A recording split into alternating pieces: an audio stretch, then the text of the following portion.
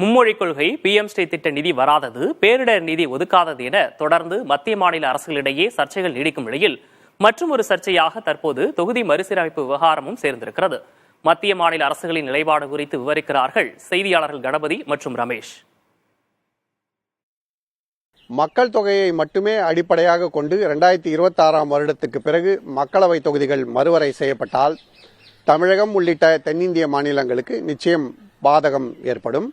உள்துறை அமைச்சர் அமித்ஷா பேசியது போல தமிழ்நாட்டுக்கான மக்களவை தொகுதிகள் குறையாவிட்டாலும் உத்தரப்பிரதேசம், பீகார், மேற்கு வங்கம் போன்ற மாநிலங்களுக்கான மக்களவை தொகுதிகள் கணிசமாக அதிகரிப்பதும் தமிழ்நாடு போன்ற தென்னிந்திய மாநிலங்களுக்கு பாதகமே. இதை தடுக்க வழி இருக்கிறதா? பல்வேறு வழிகள் இருப்பதாக மத்திய அரசு வல்லுநர்கள் கருதுகிறார்கள். குறிப்பாக பொருளாதார வளர்ச்சி, உட்கட்டமைப்பு வசதிகள், வாழ்க்கை தரம், பிராந்திய வளர்ச்சி மற்றும் குடும்ப கட்டுப்பாட்டை வெற்றிகரமாக அமல்படுத்தியது போன்ற அம்சங்களுக்கு வெயிட்டேஜ் அளிக்கப்பட்டால் தென்னிந்திய மாநிலங்களுக்கு நியாயம் கிடைக்கும் என்பது அவர்களுடைய கருத்து. இதைத்தான் பிரதமர் நரேந்திர மோடி நாடாளுமன்றத்திலே சூசகமாக குறிப்பிட்டிருக்கிறார் எனவும் அதையே அமித்ஷா தமிழ்நாட்டிலே பேசியிருக்கிறார் எனவும் வல்லுநர்கள் கருதுகிறார்கள்.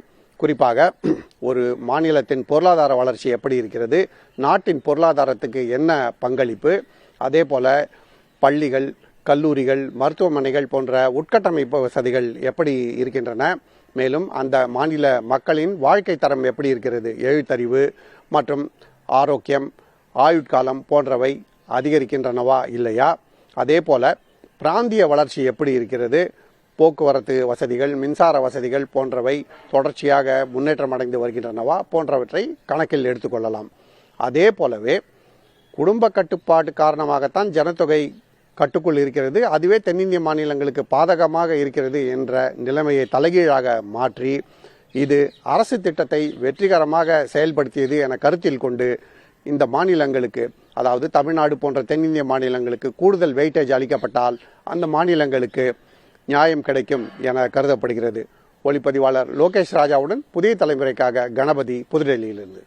ஒரு சில தினங்களுக்கு முன்பு தமிழக முதலமைச்சர் செய்தியாளர்கள் சந்திப்பில் தொகுதி மறுசீரமைப்பில் தமிழகத்திற்கு 2 விதமான அச்சங்கள் இருப்பதாக தெரிவித்தார். ஒன்று, 39 என்ற எண்ணிக்கை குறைய வாய்ப்பு இருக்கிறது என்று சொன்னால், ஆனால் மத்திய உள்துறை அமைச்சர் தமிழகத்திற்கு ஒரு எம்பி சீட் கூட குறையாது என்று சொல்லியிருப்பதன் மூலமாக இந்த எண்ணிக்கை அதிகரிக்க வாய்ப்பு இருக்கிறது. அப்படி என்று சொன்னால் தேசிய அளவில் 848 என்ற எண்ணிக்கையை நோக்கி தான் செல்வதற்கு வாய்ப்பு இருக்கிறது. அப்படி பார்த்தால் தமிழகத்திற்கு தற்போது இருக்கக்கூடிய 39 49 உயரும். அப்படி பார்த்தால் அந்த சதவீத கணக்கு 25% உயர்வாக இருக்கிறது. அதே போல கர்நாடகா மாநிலத்தை பொறுத்தவரை அவர்களுக்கு தற்போது இருக்கக்கூடிய 28 41 உயரும். அந்த சதவீத உயர்வு 46.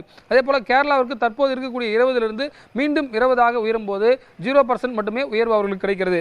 அதே போல ஆந்திராவிற்கு தற்போது இருக்கக்கூடிய 25 32 உயரும் போது அது சதவீத அடிப்படையில் 28% அவர்களுக்கு உயர்வு. அதே போல தெலுங்கானாவிற்கு தற்போதுள்ள 17 22 உயரும் போது 29% அவர்களுக்கு உயர்வு கிடைக்கிறது.